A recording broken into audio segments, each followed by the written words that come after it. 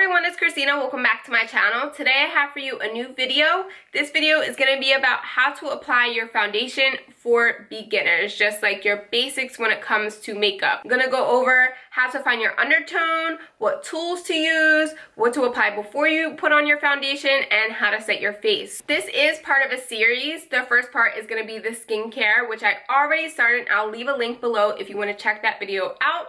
The next step would be your foundation. So if you're interested in this series, you really want to know just how to apply basic makeup. Like eventually I'm going to do how to do your eyebrows, how to apply false lashes, and how to contour and highlight. If you want to know those steps, then make sure you hit the subscribe button so that way my videos pop up in your feed once I do them. So if you want to see how to apply your basic foundation, then please keep watching.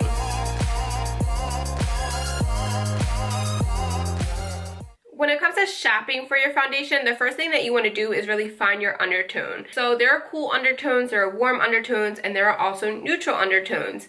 If you've never heard about undertones, it's really just a color like kind of like underneath your skin. You don't want to have a warm undertone and end up getting a cool foundation, because then your foundation is almost going to look pink and really you have more yellow in your skin. So that's why it's important to find the right undertone before shopping for your foundation. So if you have cool undertones, you're going to have more pink in your skin. If you have more warm undertones, you're going to have more yellow. And then if you're neutral, you're going to have a little bit of both. And that's actually what I am. I'm neutral. I used to think that I could go with more yellow, but I can't. Yellow is just too yellow for me. If you're wondering what undertone you have and how to figure it out, it's pretty easy. All you have to do is look at your veins. So if you have more blue veins, then you're going to be cool. If you have more green veins, then you're going to be warm. And if you have a little bit of both, like I do, I have both green and blue veins, so I'm more neutral. I'm right in the middle. So once you find your undertone, you then have to just kind of like pick a shade closest to you. You don't want to pick anything that's too dark, and you don't want to pick anything that's too light. When you're shopping for foundations, it's good to go somewhere to where you can actually try the foundations on. When testing foundation, you just want to find a few shades that you think might match you best. Like suppose you have 3 shades,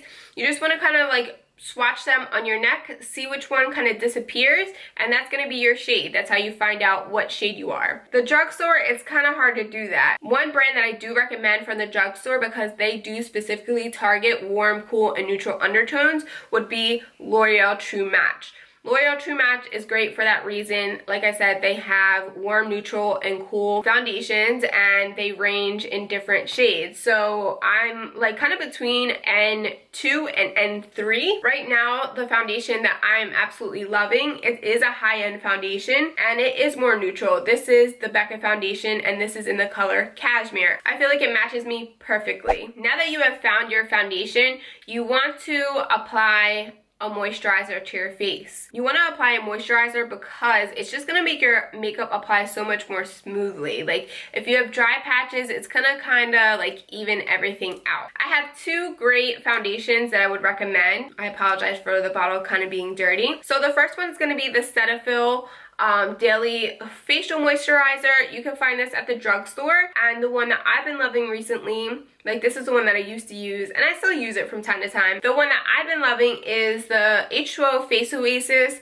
Hydrating Treatment, and this is like a gel consistency. I talked about it in my last video, but it really, I just love how it makes my skin feel so fresh, and I don't know, that's just what I want to feel before I apply my foundation. I do wait a few minutes in between each step, just so that way this product has time to kind of sink in. Alright, the next thing that I'm going to be talking about is a primer. So this is optional, but I do recommend a primer if you have certain skin concerns. For example, if you have big pores, I would recommend a primer targeting to fill in your pores. For example, this is the Maybelline Baby Skin Instant Pore Eraser. So this kind of like hides the pores in your face, and if you don't know what a pore is, if you have like little, like it kind of looks like holes in your skin, that would mean that you have large pores. Also, if you're oily, If you notice that you get very oily in your T-zone, like your forehead and your nose and around this area, then you would find a mattifying primer, and that's going to help you stay matte throughout the day, meaning that you're not going to be shiny. There are also primers out there if you want to look dewy. For example, the Becca Backlight Priming Filter Primer is great for that. This is really going to make you look very glowy and dewy. So the primer that I'm going to be using today is actually the Nivea Men's Sensitive Post Shave Balm. A lot of people don't know that you can use this as a face primer. The main ingredient in this is glycerin, which is the main ingredient in most primers. So primers are optional, but they're great because they do help target specific areas. So the next thing that you want to do is conceal. You want to do this before you apply your foundation because you want to hide all those problem areas. For example, breakouts. Do you see this bright red thing on my face? Yes. And then you want to hide your dark circles as well. There's a trick called color correcting that you can use to really hide those problem areas. For example, if you want to take away red, then you would use a green color corrector. Now this is totally optional. You don't have to go as extreme as color correcting, but I just want to go over this because maybe there are people that have problem areas, and that's why you're looking to apply foundation. If you want something light, then I would just recommend a regular concealer. You can find it at the drugstore. This is the Maybelline Fit Me Concealer. But I do have this really red breakout, so that's why I'm going to be color correcting. So I'm just going to apply that right. So there's that, and then my foundation's going to go over that and kind of hide it. If you want to hide the bags under your eyes or the blueness under your eyes, then you would use orange to kind of balance out the color. Think about it, when you're looking at a color wheel, blue and orange are opposite from each other, and red and green are opposite from each other. So that's why you're using the opposite color, because you kind of want to balance it out. So you just want to use a little bit, you don't want to use a lot.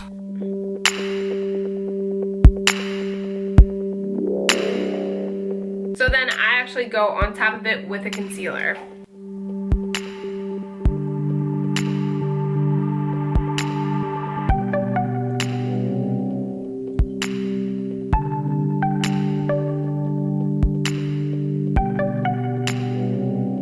Alright, now the last step is to apply your foundation. How you apply your foundation really depends on you. So if you kind of just want to slap it on there, then you could just use a regular foundation brush. If you want to stipple it on, you would apply it with a stippling brush. This is a Crown C452 brush. Or you can use a regular cosmetic sponge that you would find at CVS, or you can use a beauty blender, and that's what I'm going to be using. The beauty blender kind of gives me more of a natural finish, so that's why I like applying my foundation with a beauty blender. Today I'm going to be using the Becca Ultimate Coverage Complexion Cream Foundation in the color Cashmere. So I just put one pump on the back of my hand. I start out with that first, and then I just apply it with my finger. And then there you go. And then with the beauty blender, you want to make sure it's wet and just bounce it on your face.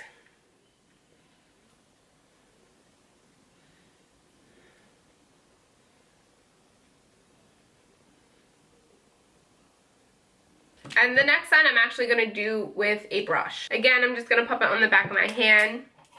I first like to apply it to my face so that way the tool that I'm using doesn't soak up the product, because this is kind of expensive. Or then you just want to stipple it on. Just kind of like press it into the skin. You do also want to kind of like bring it down to your neck, so that way your face and your neck matches. So this next step is totally optional, but I do want to mention it for my oily girls out there. If you want to stay matte throughout the day, what I would recommend is setting your face with a powder. This is actually the Rimmel Stay Matte Powder. You can find this at the drugstore. You just want to apply it with a big fluffy brush. This is a Real Techniques powder brush. I bought this on Amazon. I'll leave a link below if you want to check it out. But yeah, I just like to powder my T-zone. So if you have any questions for me, you can leave them below. I'll be sure to answer them, and make sure you thumbs up this video. Make sure you guys subscribe so that way once those videos are uploaded, they will pop up in your feed. That's all that I have for you guys. Thank you guys so much for watching, and I will see you guys in my next video. And also, happy Thanksgiving.